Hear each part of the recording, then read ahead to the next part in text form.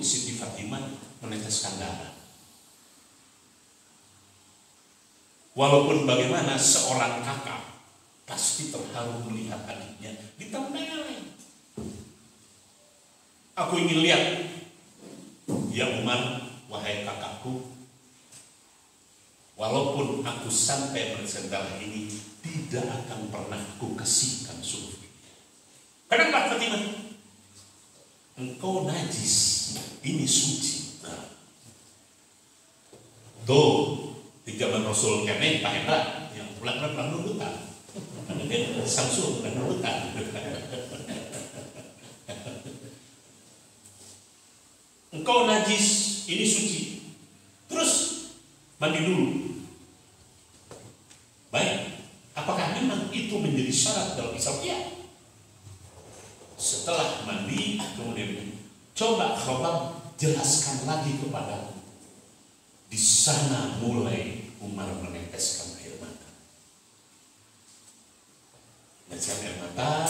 Singkatnya cerita, Umar minta Khobab untuk mengantar dia ke Rasulullah SAW.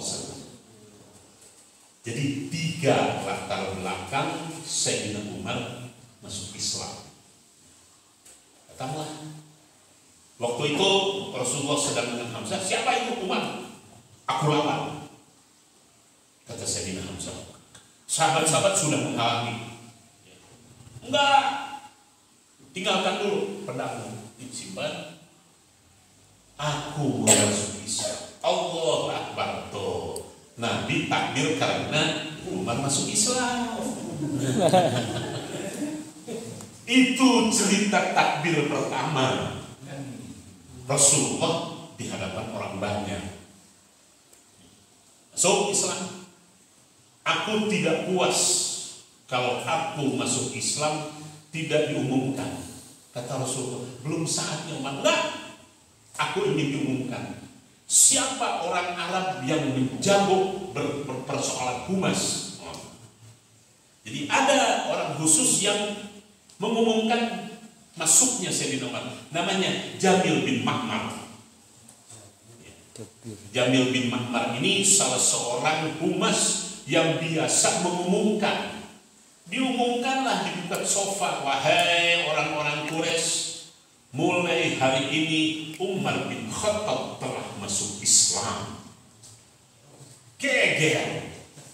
Besoknya Umar dikeroyok dari pagi sampai menjelang zuhur.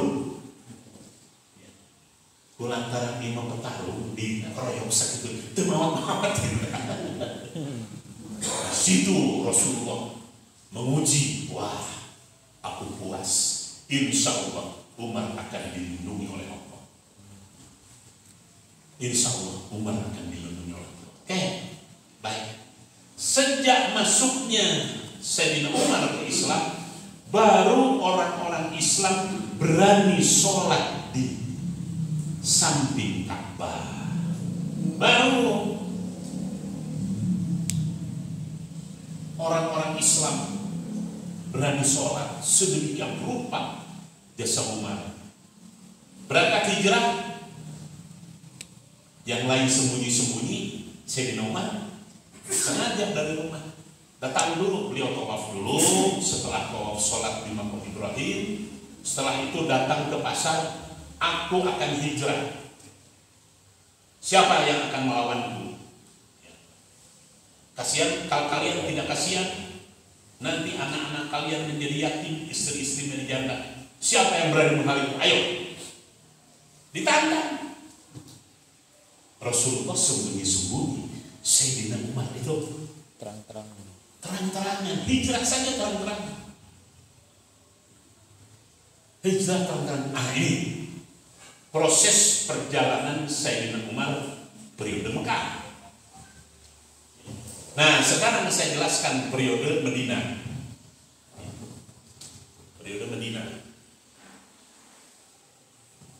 Waktu Rasulullah meninggal, orang yang paling tidak percaya Rasulullah meninggal itu Sayyidina Umar.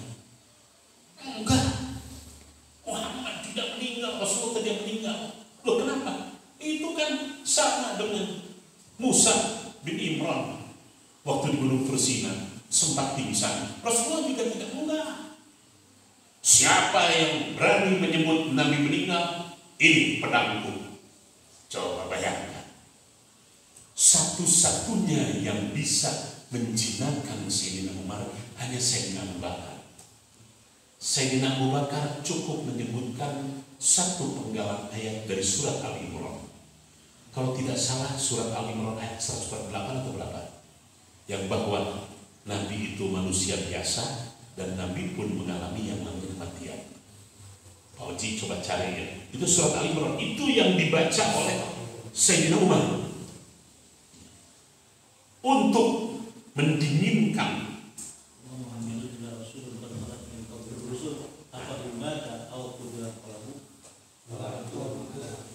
berapa? Al-Imran berapa? Nah, itu yang dibaca oleh Sayyidina Abu Bakar kepada Sayyidina Umar. Kayak Sayyidina Abu Bakar naik, hakim pertama yang ditunjuk dalam Islam oleh Sayyidina Abu Bakar adalah Sayyidina Umar. Sok cari di sejarah. Saya punya 12 buku sejarah Sayyidina Umar, rata-rata sekian. Yang paling ilmiah adalah karangan Profesor Ahmad Shalabi, guru besar Al-Azhar. Sayyidina Umar ini menjadi hakim pertama. Jadi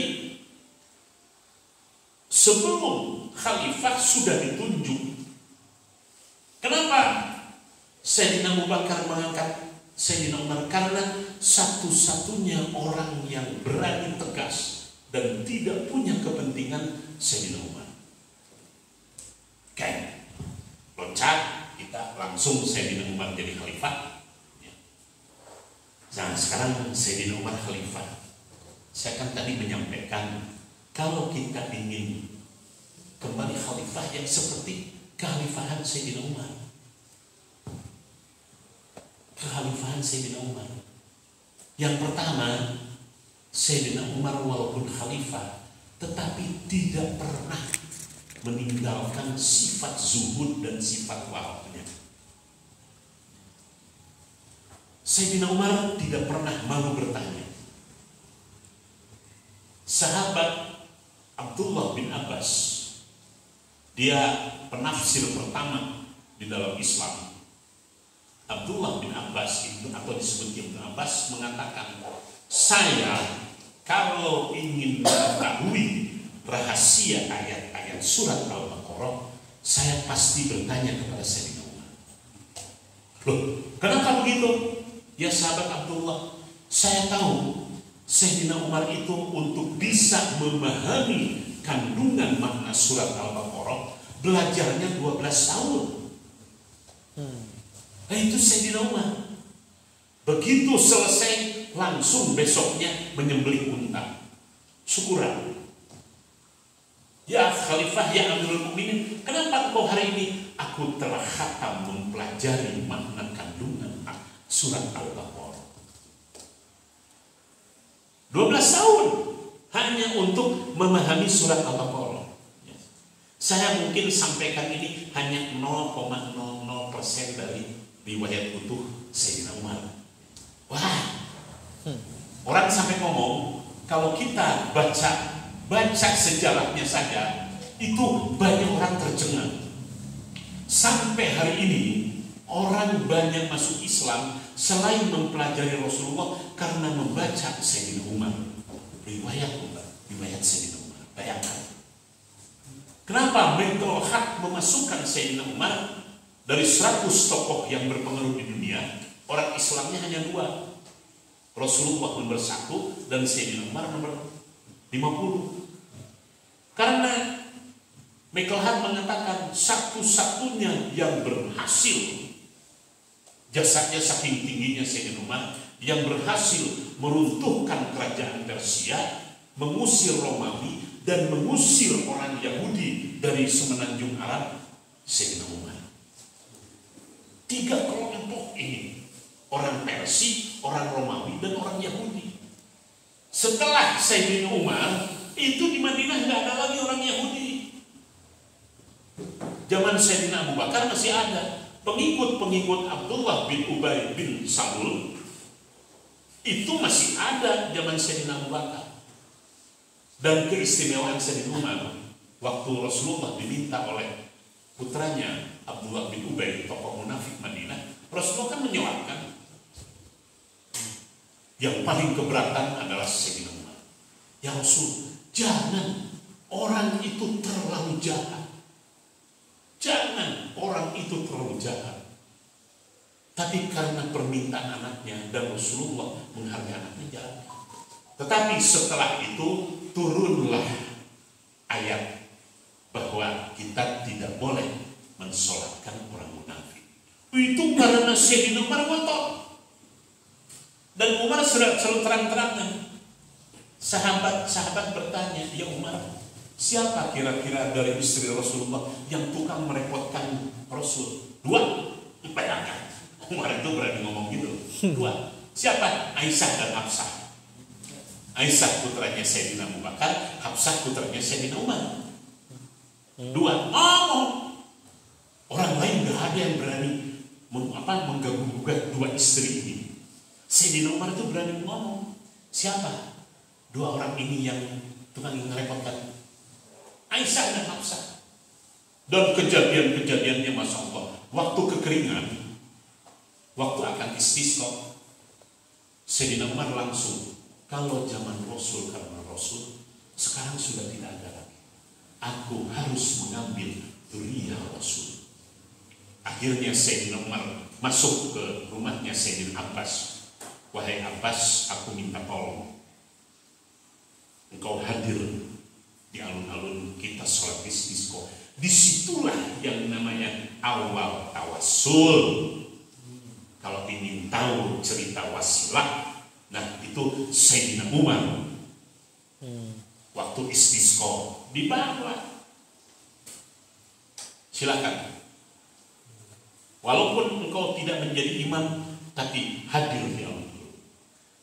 Tidak lama kemudian langsung awan itu berjalan, langsung turun hujan.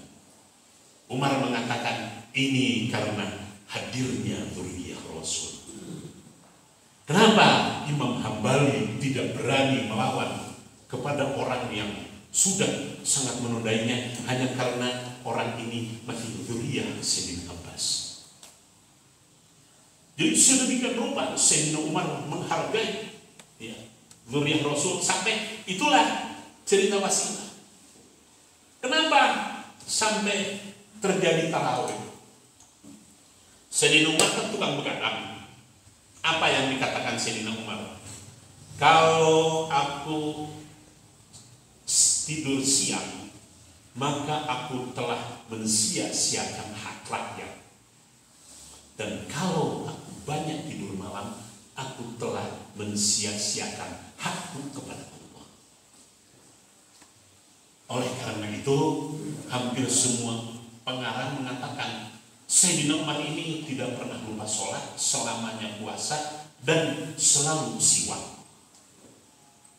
Ini 3 ibadah ini melekat dengan cerita Sayyidina Umar. Dan waktu meninggalnya pun dalam keadaan puasa Sayyidina Umar itu. Sayyidina Umar meninggal dalam keadaan puasa. Saking tawadhu'nya, sering bayangkan, beliau ini sudah hampir disebut penakluk pertama Jazirah Arab itu Sayyidina Umar. Ke Damaskus, ke Mesir. Aduh, banyak cerita lucu-lucu. Mungkin ada 2.000 atau 3.000 cerita lah Sayyidina Umar itu. Waktu turun masuk Damaskus, gantian. Nanti kalau aku masuk sana, turun ini. Pas begitu masuk depan Masjid Baitul Maqdis, giliran Sayyidina Umar yang nuntun kuda. Pengawalnya di atas kuda. Itu mana dengarnya Umar? Orang-orang menyembahnya ke pengawalnya. Sayyidina Umar. Nah, karena Sayyidina Umar menghargai yang namanya Kristen Kipti, Sayyidina Umar gak mau mengganggu Masjidil Aqsa. Akhirnya Sayyidina Umar mengambil inisiatif mendirikan masjid yang sekarang kubah kuning yang disebut Masjid Sahra. Itu Sayyidina Umar yang mendirikan karena toleran kepada orang-orang Kristen yang ada di Mesir. Jadi yang ada di gambar itu yang disebut Masjid Aqsa, itu bukan Masjid Aqsa, itu di belakang. Di belakang Masjid Aqsa namanya Masjid Sakhrah, Masjid Kuning. Itu yang mendirikan Sayyidina Umar. Waduh, kalau cerita itu bisa menangis lah. Belum lagi waktu Amr bin As menjadi gubernur Mesir, suatu ketika Sungai Nil tidak mau keluar, ada sebuah tradisi orang Mesir kalau air ingin keluar harus dikorbankan seorang perawan. Ketika itu orang Mesir sudah bergejolak, akan dikorbankan seorang wanita. Amr nggak setuju, Amr bin As. Amr bin As nanti kalau di perang Jamal itu bentrok dengan Abu Musa Asy'ari. Abu Musa di pihak Sayyidina Ali, Amr bin As di pihak Muawiyah nanti itu. Buat surat kepada Sayyidina Umar, wahai Khalifah gini. Buat surat Sayyidina Umar ditulis, wahai Sungai Nil, masa kamu tidak bosan-bosan dahar wanita cantik doang. Mudah-mudahan dengan ini engkau mengalir. Lempar surat ini, dilemparkan oleh Amr bin As langsung ke Sungai Nil. Kurang lebih ada 140 karomah Sayyidina Umar. Namun dibacakan ini ketika subuh capek kan. Waktu suatu hari kan Sayyidina Umar biasa khutbah, senang khutbah tiba-tiba pimpinan tentara muslim, keluar engkau berputar, engkau keluar dari gunung, engkau sudah terkepung. Dengar, pimpinannya itu kalau tidak salah, Masya Allah, Sahirah atau siapa, lupa saya namanya, yang menjadi panglima perang. Keluar akhirnya. Padahal itu terjadi di Syam. Orang-orang di Madinah kan terheran-heran, kenapa kok Umar seperti orang gila? Keluar. Betul saja keluar. Beberapa bulan kemudian, 2 bulan kemudian, pulanglah tentara ini. Kok kami waktu itu mendengar teriakan Umar? Karena Umar suruh berputar. Iya, kami juga waktu itu terbengong-bengong di sini waktu sholat Jumat karena Umar tiba-tiba keluar. Nah, coba bayangkan. Rasulullah sedang berkumpul dengan putri-putri Quraisy. Assalamualaikum. Waduh, ini Umar lari terbirit-birit semuanya. Umar, kamu itu jangankan ini, baru suaramu saja wanita-wanita Quraisy sudah terbirit-birit. Itu zaman Rasul. Suatu ketika Sayyidina Umar sempat dibekam. Jadi yang pertama memasyarakatkan bekam itu Sayyidina Umar. Karena di zaman Rasulullah sudah hampir hilang. Sayang Pak Hasim ngalungin poil. Nah, Pak Heda, sok kalau mau ada yang sejarah ngebekam ke orang gitu kan. Di sini yang ngerti mah gitu kan. Naon bacaan anakku, naon putra, naon urat-uratna segala macam. Sedang dibekam Sayyidina Umar. Tiba-tiba katakan, nah itu yang bekam itu langsung terkencing-kencing. Itu apa mengalir? Ya Umar, aku maaf terkencing-kencing. Jadi kencingnya mengencingi Sayyidina Umar. Coba ya. Sayyidina Umar, Masya Allah telatennya. Peristiwa malam saja itu melahirkan 12 cerita. Yang pertama cerita seorang ibu yang punya anak yatim yang ngagorong cair. Ngagorong cair asak-asak. Kenapa nih? Ayo, gara-gara Umar, aduh, orang gitu. Langsung malam itu juga buka gudang Baitul Mal, langsung digendong sendiri. Tuh cerita malam. Kan Sayyidina Umar itu kan ronda. Cerita yang kedua, seorang nenek dengan seorang anaknya menukar susu dengan air. Terdengar obrolan itu. Nek, cek budak nate. Entah. Itu nggak boleh dalam agama Islam. Tapi orang itu boga keuntungan namun kecil. Entah. Besoknya Sayyidina Umar umumkan, tawarkan ke sahabat Abdurrahman bin Auf, ke sahabat Abu Darda, Siapa di antara kalian kalau yang mau kawin lagi itu ada seorang wanita yang jujur dan ini. Abdurrahman, aduh saya udah tua ini. Akhirnya putranya yang bernama Asim, salah seorang putra Sayyidina Umar, adiknya Abdullah bin Umar, Abdullah, Umar, Asim, ada beberapa adiknya. Asim yang menerima, abah, orang berarti kalau saya orang bahaya atau ada wanita ikhlas, sudah kamu kawin. Dari Asim dengan putri ini lahirlah yang namanya Umar bin Abdul Aziz. Dan Sayyidina Umar sudah meramalkan, nanti aku akan punya cucu dengan tanda ini dari keturunanku, dan dia akan meneruskan kepemimpinanku. Suatu hari kekeringan, Umar selama kekeringan hampir 2 tahun beliau tidak makan samin, tidak minum susu, dan tidak makan daging. Konsekuensinya 2 tahun waktu kekeringan.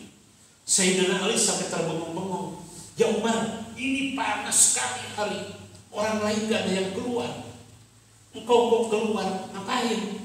Aku harus mengantarkan unta zakat yang tertinggal yang aku harus kirim ke daerah itu. Umar kan bisa dengan yang lain. Ali, yang akan ditanya bukan orang lain, nanti di yaumil hisab aku yang ditanya. Diantarkan sendiri. Suatu hari Sayyidina Ali sedang menemui Sayyidina Umar panas-panasan karena unta untuk yatim itu diberi tanda di punggungnya itu. Nah, Sayyidina Umar nandain sendiri. Umar, itu kan bisa untuk yang lain. Enggak. Ini untuk anak yatim. Nah, suatu hari tukang sapu Baitul Mal menemukan 1 dirham. 1 dirham uang. Serahkan saya di rumah. Umar, ini untuk apa? Jangan dikira di hadapan Allah 1 dirham ini tidak makna.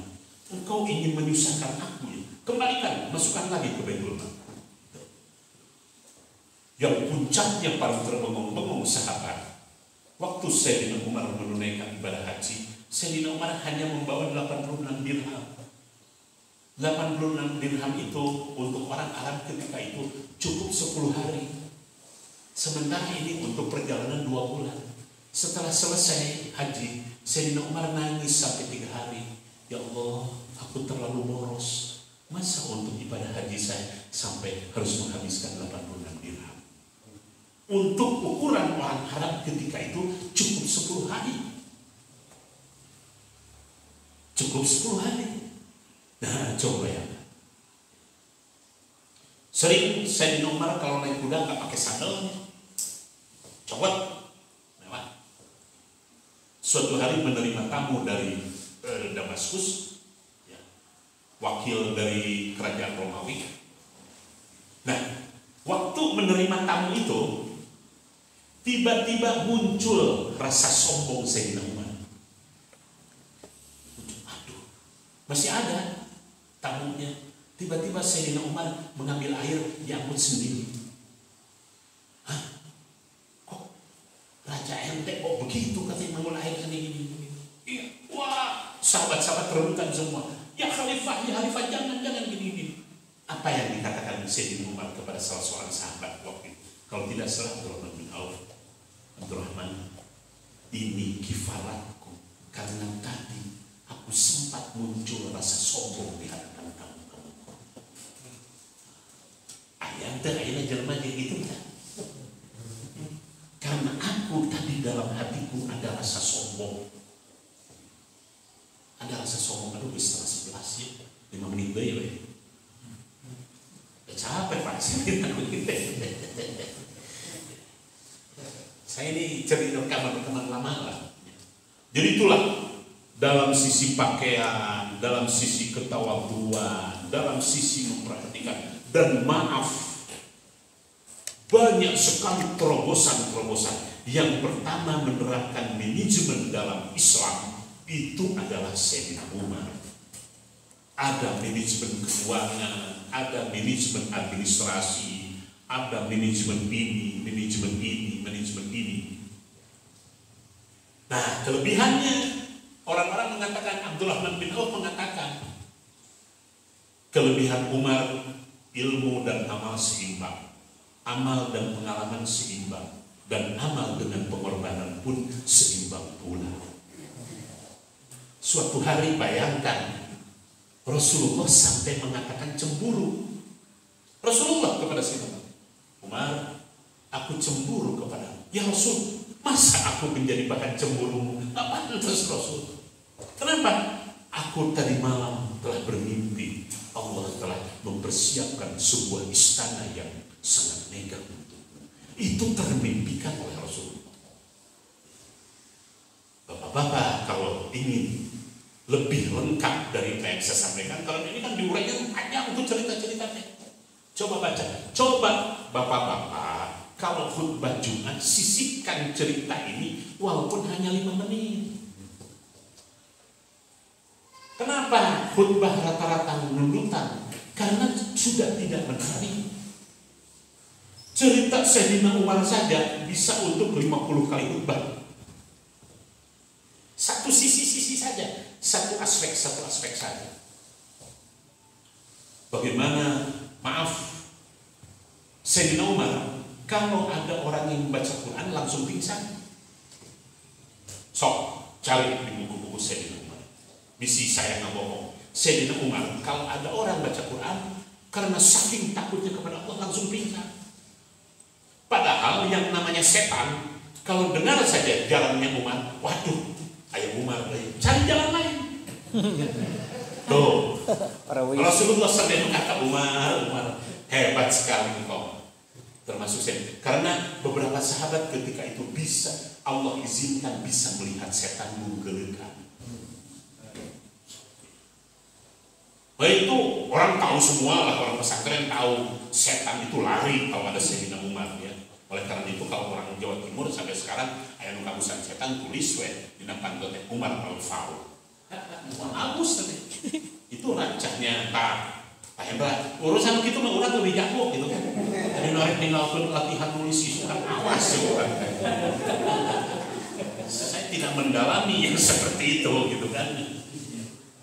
Nah, bayangkan saat ini, dan puncaknya kan itu yang diceritakan oleh Gus Baha itu waktu di kuburan itu. Karena dua-duanya orang yang ini, Sayyidina Ali, kurang kayak kamu dibenci, lalu ini semua umat masih kayak sarpat. Nah, berangkat aja orang Allah yang udah bubar. Tinggal ini. Assalamualaikum, munkar nakir. Waalaikumsalam. Bayangkan munkar nakir, waalaikumsalam. Dibentak.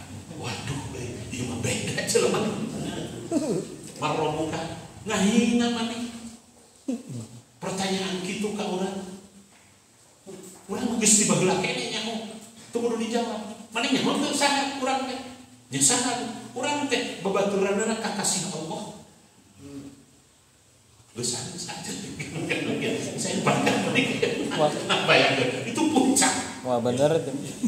Dan itu masih banyak cerita di kuburan Sayyidina Umar bagaimana melawan munkar nakir. Jadi terus kan. Banyak orang ditanya no gitu, ngahina ka orang. Udah teu hafal jelema romuka jalan jawaban aduh. Sayyidina Ali sampai ketawa-ketawa, katanya Sayyidina Ali kalau dalam cerita itu sampai masjid waktu imaman sholat juga Sayyidina Ali masih ketawa. Karena lucunya pengalaman yang dilakukan pada saat mendengar tanya jawab dialog antara antara malaikat munkar nakir dengan Sayyidina Umar. Nah, kejadiannya waktu subuh, Sayyidina Umar menjadi imam, di sampingnya ada sahabat Abdullah bin Abbas dan sebagainya. Budak Mughirah ini belum masuk Islam. Waktu itu Mughirah menyampaikan, karena waktu itu Sayyidina Umar mengeluarkan sebuah aturan yang belum masuk Islam tidak boleh masuk Medina. Tapi Mughirah ini ngotot karena budak belian ini budak Abu Lu'lu yang membunuh Umar ini. Ya Umar, orang ini akan terpakai, dia punya keahlian pandai besi, membuat ukiran dan sebagainya. Oh baik, diterimalah oleh Sayyidina Umar. Waktu itu Sayyidina Umar sedang mengimami yang dibaca surat Yusuf. Waktu Sayyidina Umar mengimami, dan si Abu Lulu ini membawa pedang yang matanya 2. Jadi sekali tusuk, dan maaf, yang kena tusuk 13 loh. Bukan hanya Sayyidina Umar saja, yang meninggal 7 orang.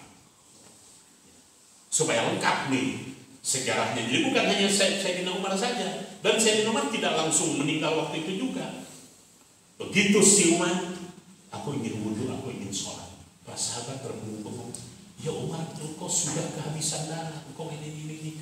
Enggak, aku harus sholat dulu. Kasih minum susu, minum air korma. Air susu dan air korma keluar lagi dari perut yang kena tombak itu. Coba bayangkan. Saya kalau baca sejarah Sayyidina Umar, maaf ya, yang 12 buku ini hampir 4 bulan atau 5 bulan. Saya nggak bosan-bosan. Seakan-akan Sayyidina Umar itu ada di depan saya gitu. Saking menariknya. Ya, kalau Rasulullah kan terlalu tinggi standarnya. Rasulullah itu manusia yang udah Masya Allah lah, sudah sempurna lah gitu. Nah, yang mendekati itu Sayyidina Umar. Setelah jadi khalifah, begitu ini ngomong ke Abdullah bin Umar, sebelum aku meninggal, aku ingin tanya, berapa kira-kira hutangku? Dihitung sama Abdullah bin Umar. Bayangkan Amirul Mukminin yang besar itu, Abah, hutang anjir 86.000 dirham. Sayyidina Umar waktu meninggal punya hutang. Kumpulkan, jual barang-barangku. Masih belum cukup, Abah. Minta tolong kepada Bani Adi bin Ka'ab. Karena Sayyidina Umar ini berasal dari Bani Adi. Minta tolong untuk membayarkan hutang-hutangku ini. Terakhir, tolong minta izin kepada Siti Aisyah. Mudah-mudahan beliau berkenan. Aku ingin dimakamkan di samping Rasulullah. Baik, diizinkanlah oleh Siti Aisyah. Sejak itu Siti Aisyah kalau ke makam Rasul selalu pakai kudung, karena ada yang bukan muhrim. Rasulullah dengan Sayyidina Abu Bakar, bapaknya Sayyidina Umar kan orang luar. Nah, di situ bayangkan saking tertibnya Siti Aisyah. Setelah di samping makbara Rasulullah SAW ada Sayyidina Umar, selalu pakai hijab dan sebagainya. Kenapa Aisyah kok berubah? Ada perang luar. Loh, kenapa? Loh, dia kan tidak mati. Yang mati itu jasadnya, ruhnya melihat kita. Tuh. Ruhnya melihat. Nah, kembali ke persoalan, Sayyidina Umar paling memahami tentang jihad yang orang sekarang gagal faham. Kenapa Khalid bin Walid dipecat oleh Sayyidina Umar? Bayangkan, wah itu ceritanya panjang. Karena Khalid bin Walid, Sayyidina Umar tidak menghendaki 2 hal.